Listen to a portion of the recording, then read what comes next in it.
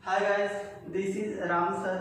अगर आपने हमारे चैनल को सब्सक्राइब नहीं किया है तो हमारे चैनल पर जाइए और चैनल को सब्सक्राइब करें और ज़्यादा से ज़्यादा लोगों तक शेयर करें। गाइस, हमने लास्ट वीडियो में डिस्कस किया था अनुवांशिकता के बारे में।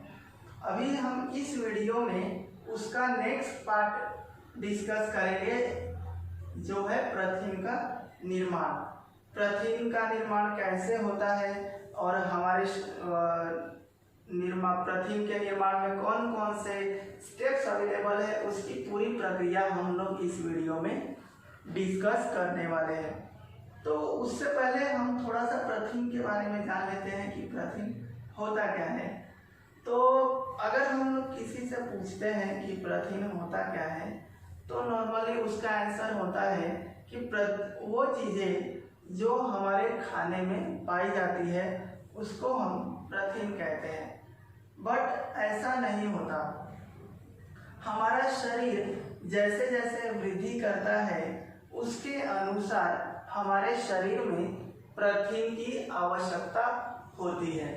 तो समय समय के अनुसार हमारे शरीर के अंदर जो कोशिकाएं होती है, वो कोशिकाएं क्या करती हैं, प्रथिन का निर्माण करती है, जो हम इस वीडियो में डिस्कस करने वाले हैं। तो प्रथिन है क्या? तो प्रथिन कुछ और नहीं, वो एक जटिल संरचना होती है जो किससे बना हुआ रहता है, अमीनो अम्ल से बना हुआ होता है। जब बहुत सारे अमीनो अम्ल एक जटिल संरचना का निर्माण करते हैं, जब बहुत सारे अमीनो अम्ल क्या करते हैं, एक जटिल संरचना का निर्माण करते हैं, उस संरचना को हम क्या कहते हैं, प्रथिन। तो प्रथिन है वो एक लंबी श्रृंखला होती है जो अमीनो अम्ल से बना हुआ होता है। तो प्रथिन के निर्माण में तो कुल 3 स्टेप्स पाए जाते हैं। पहला स्टेप होता है प्रतिलेखन, दूसरा स्टेप होता है भाषांतरण, तीसरा स्टेप होता है स्थानांतरण। और हम ये तीनों स्टेप्स देखने वाले हैं कि कौन से स्टेप्स में क्या क्या परिवर्तन होते हैं और वो कैसे वो पूरा प्रक्रिया होती है, वो हम इस आगे डिस्कस करने वाले हैं। तो पहला, हमारे शरीर कोशिकाओं के अंदर 2 भाग होते हैं, एक होता है केंद्रक और दूसरा होता है कोशिका द्रव। प्रथिन के निर्माण में दोनों भाग लेते हैं, केंद्रक भी भाग लेता है और कोशिका द्रव भी भाग लेता है। अभी एक प्रतिलेखन है, प्रतिलेखन वो प्रक्रिया होता है केंद्रक के अंदर। जो पहला प्रक्रिया है प्रतिलेखन, वो हमारे केंद्रक के अंदर होता है, केंद्रक में होता है। और पहला, दूसरा और तीसरा स्टेप होता है, वो होता है कोशिका द्रव के अंदर, कोशिका द्रव में, केंद्रक के बाहर कोशिका द्रव में दूसरा और तीसरा प्रक्रिया होता है। तो चलिए हम अभी स्टेप वाइज देखने वाले हैं कि प्रतिलेखन में क्या होता है वो, और भाषांतरण में क्या होता है, और स्थानांतरण में क्या होता है, वो हम अभी डिस्कस करेंगे। तो पहला स्टेप है वो है प्रतिलेखन। पहला स्टेप क्या है? पहला स्टेप है प्रतिलेखन।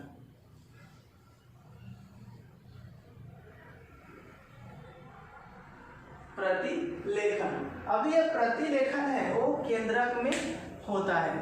तो जो प्रथिन की निर्माण होती है उसकी शुरुआत हमेशा डीएनए से होता है।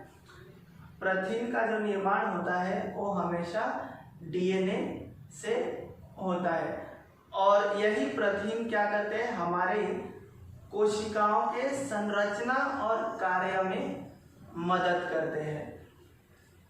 तो सबसे पहले क्या होता है केंद्र के अंदर जब प्रोटीन का निर्माण होता है उस समय हमारा डीएनए है, हमारा डीएनए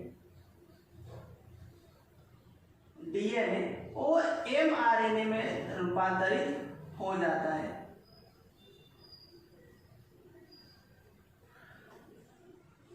हमारा डीएनए है वो किस में रूपांतरित हो जाता है? एमआरएनए में। अभी इसका रूपांतरण कैसे होता है वो हम लोग देखने वाले हैं। तो प्रतिलेखन की परिभाषा क्या होगी? प्रतिलेखन की परिभाषा क्या होगी? तो डीएनए का रूपांतरण एमआरएनए में होने की प्रक्रिया को हम क्या कहते हैं? प्रतिलेखन।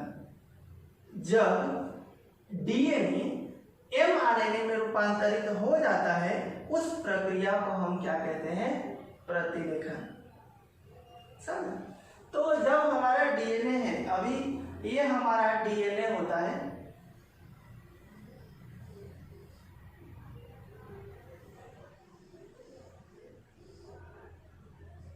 ये है हमारा डीएनए।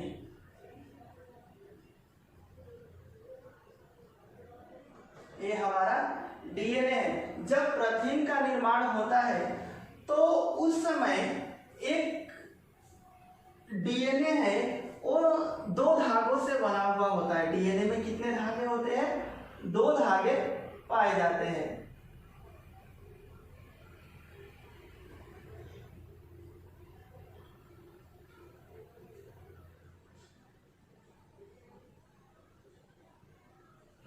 डीएनए में कितने धागे पाए जाते हैं? 2 धागे पाए जाते हैं। तो ये 2 धागे हैं डीएनए के, वो एक धागे में बनता है। मतलब डीएनए होता है वो 2 धागों के से निर्माण होता है और आरएनए है वो एक धागों से बना हुआ होता है। तो ये 2 धागों से डीएनए का रूपांतरण एक एमआरएनए में एक धागे, और जो एक धागे वाला होता है उसमें कैसे होता है? तो उसके लिए एक एंजाइम की जरूरत होती है। डीएनए का रूपांतरण एमआरएनए में करने के लिए वहाँ पे एक एंजाइम का रिक्वायरमेंट होता है, एक एंजाइम्स की ज़रूरत होती है, और उस एंजाइम्स का नाम है आरएनए पॉलीमरेज। आरएनए पॉलीमरेज क्या करता है? हमारा जो डीएनए की जो संरचना होती है, हमारा डीएनए का जो संरचना होता है, ये डीएनए, यहाँ पे जब आरएनए पॉलीमरेज आता है तो वो आरएनए पॉलीमरेज इस हाइड्रोजन बॉन्ड, ये जो हमारे न्यूक्लियोटाइड्स होते हैं, वो हाइड्रोजन, वहाँ पे हाइड्रोजन बंध पाया जाता है। तो ये हाइड्रोजन बंध को आरएनए पॉलीमरेज, ये है हमारा आरएनए पॉलीमरेज, वो आरएनए पॉलीमरेज क्या करता है? बीच में से इन बंधों को तोड़ देता है, कुछ इस तरह से।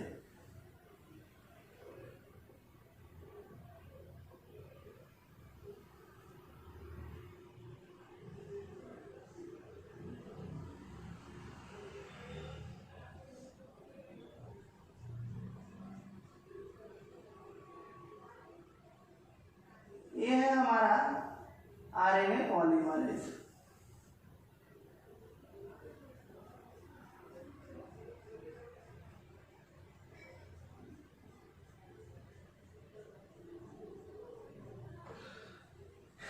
ये हमारा आरएनए पॉलीमरेज है। ये जो एंजाइम है यहाँ पे आरएनए पॉलीमरेज है, दिख रहा है आपको यहाँ पे आरएनए पॉलीमरेज। ये जिगजैग लाइन में दिखाया हुआ है, जो टेढ़ा मेढ़ा लाइन से गोल दिख रहा है, वो हमारा कौन सा एंजाइम है? RNA polymerase. ये आरएनए पॉलीमरेज है, वो क्या करता है? हमारे डीएनए के बीच में ये जो हाइड्रोजन बंध होता है, उस हाइड्रोजन बंध को तोड़ देता है। तो जब हाइड्रोजन बंध टूट जाते हैं तो उस समय हमारे केंद्रक के अंदर बहुत सारे मुक्त नाइट्रोजन युक्त पदार्थ होता है। वो क्या होता है? मुक्त नाइट्रोजन युक्त पदार्थ होता है। वो नाइट्रोजन युक्त पदार्थ क्या होते हैं? यहाँ पे नाइट्रोजन युक्त पदार्थ क्या होता है, वो यहाँ पे पूरक कोडॉन के साथ जो पूरक होते हैं वो यहाँ पे आकर जुड़ने लगते हैं और एक नए धागे का निर्माण करते हैं। ठीक है, यहाँ पे जब हमारे डीएनए का हाइड्रोजन बंध टूट जाता है तो केंद्रक के अंदर बहुत सारे मुक्त नाइट्रोजन युक्त पदार्थ पाए जाते हैं, जो क्या करता है, इस डीएनए के धागे पे जो कोडॉन्स पाया जाता है उसका पूरक कोडॉन यहाँ पे आता है और जुड़ के यहाँ पे एक नए धागे की निर्मिति करता है या नए धागे की निर्माण होती है और यही हमारा क्या होता है, mRNA। यही नया धागा हमारा क्या होता है, mRNA।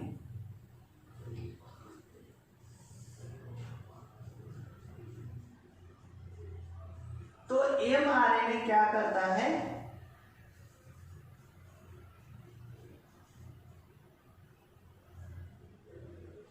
mRNA क्या करता है, वो प्रोटीन बनाने के संदेशों को कोडॉन्स के रूप में, प्रोटीन के निर्माण में कौन सा प्रोटीन का निर्माण करना है उसका संदेश कोडॉन के रूप में लेकर कोशिका द्रव में चला जाता है। तो जब mRNA की निर्माण हो जाता है, जब डीएनए से mRNA का निर्माण हो जाता है तो ये mRNA क्या हो जाता है, केंद्रक के बाहर चला आता है। अब जब केंद्रक के अंदर चला आता है तो इस पे प्रोटीन का संदेश होता है कोडॉन्स के रूप में। तो जब mRNA कोशिका द्रव में आता है तो वहां पे ये राइबोसोम्स, हमारे कोशिका द्रव में राइबोसोम्स पाए जाते हैं और राइबोसोम क्या होता है, उसके ऊपर जो mRNA है उसके ऊपर क्या हो जाता है, आ जाता है, कोशिका mRNA के ऊपर आ जाता है और वहीं से हमारा प्रोटीन यहाँ पे जब डीएनए का रूपांतरण mRNA में हो जाता है तो वहीं पे प्रतिलेखन प्रक्रिया क्या हो जाती है, पूरी हो जाती है। अब हमारा अगला स्टेप आता है, वो होता है भाषांतरण।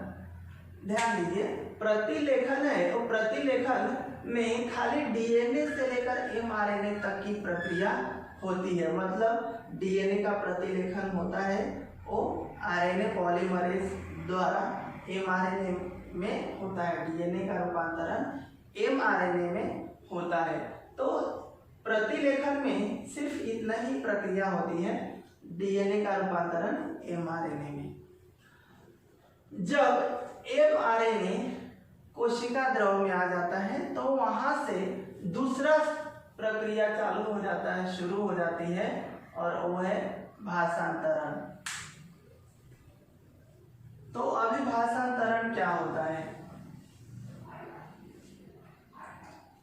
तो उस देखने से पहले हम देखते हैं कि आरएनए के प्रकार कितने होते हैं। तो आरएनए के 3 प्रकार होते हैं, एक होता है mRNA, tRNA, rRNA। mRNA क्या करता है, संदेश को लेकर आता है, प्रोटीन के संदेश को लेकर आता है कोडॉन्स के रूप में, जैसा यहाँ पे दिखाई दे रहा है। तो उसके बाद आता है भाषांतरण। भाषांतरण में क्या होता है, जब राइबोसोम mRNA के ऊपर आता है तो यहाँ पे एंट्री होती है tRNA की। अब ये tRNA के पास अमीनो अम्ल होता है, tRNA के पास क्या होता है, अमीनो अम्ल। मतलब tRNA है वो अमीनो अम्ल को लेकर आने का कार्य करता है। tRNA यहाँ से आता है और यहाँ से बाहर निकल जाता है, यहाँ से आता है, यहाँ से बाहर निकल जाता है, यहाँ से आता है, यहाँ से बाहर निकल जाता है। टीआरएनए क्या प्रक्रिया में कैसे होता है, जब टीआरएनए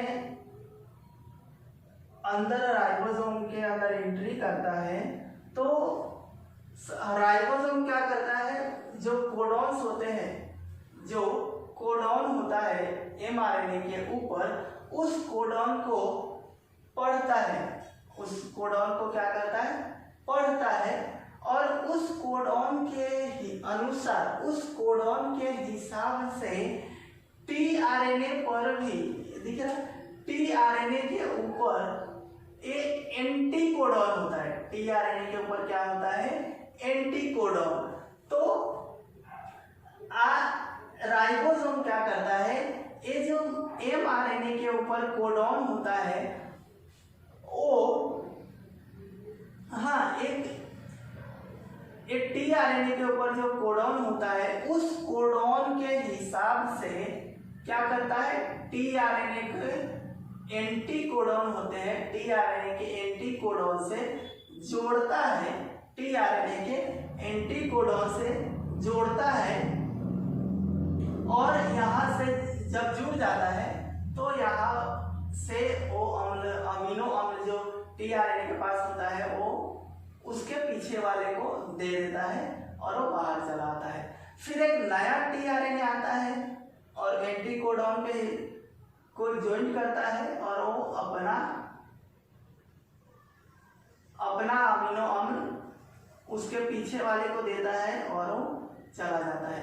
फिर दूसरा आता है, फिर यहाँ पे देता है, देगा और एक नया अमीनो अम्ल जुड़ेगा और वो टीआरएनए यहाँ से बाहर आ जाता है।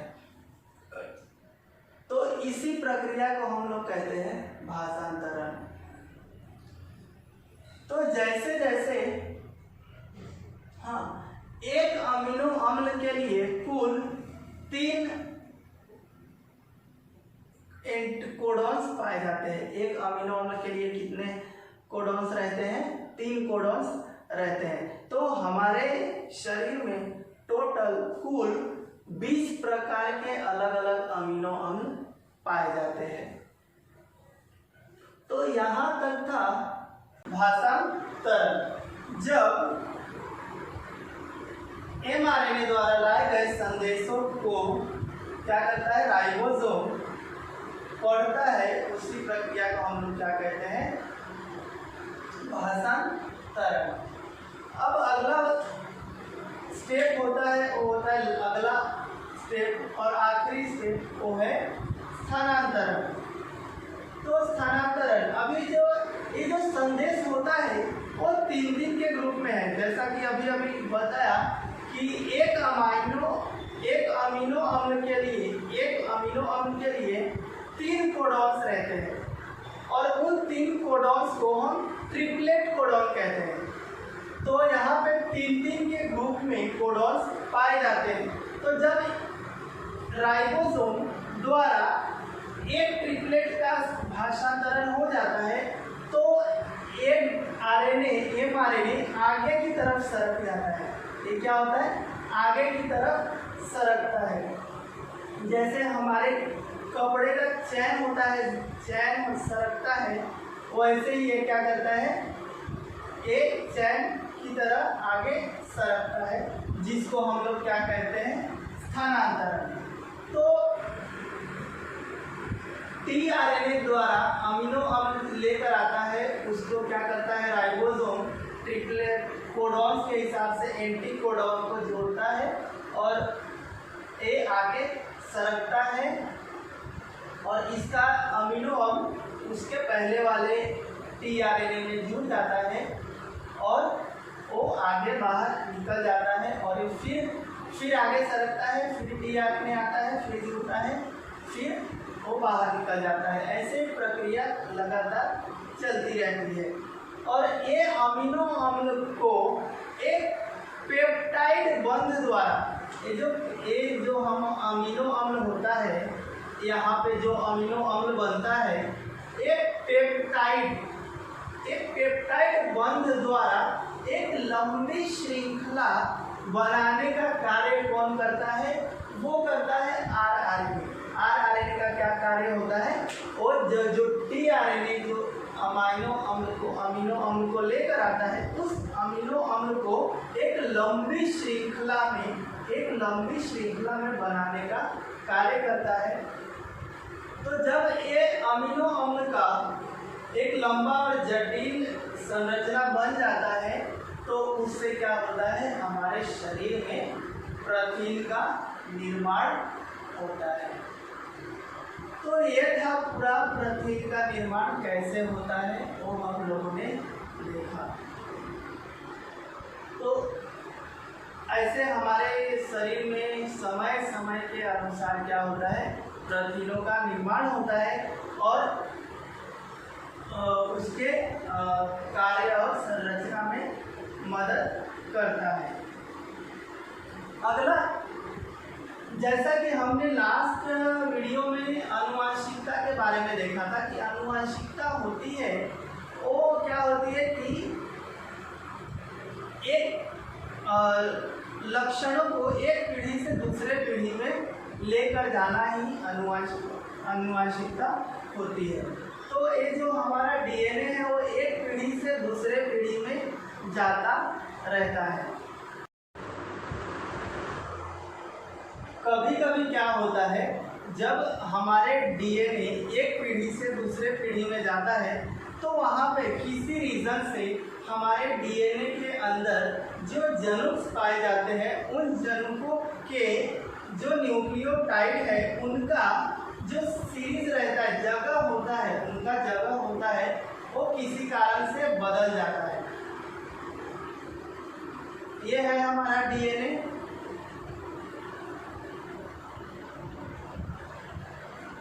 किसी कारण से क्या होता है, ये जो न्यूक्लियोटाइड्स होते हैं, ये जो न्यूक्लियोटाइड होते हैं, इस न्यूक्लियोटाइड का जगह बदल जाता है और न्यूक्लियोटाइड के जगह बदलने की जो प्रक्रिया होती है उस प्रक्रिया को हम क्या कहते हैं, उत्परिवर्तन। उस प्रक्रिया को हम क्या कहते हैं, उत्परिवर्तन। तो उत्परिवर्तन क्या होती है, एक प्रक्रिया होती है जिसमें हमारे जो न्यूक्लियोटाइड्स होते हैं, डीएनए के न्यूक्लियोटाइड्स होते हैं, उनका जगह बदल जाता है। वो कहीं भी जाकर अपना जगह होता है वो बदल लेता है।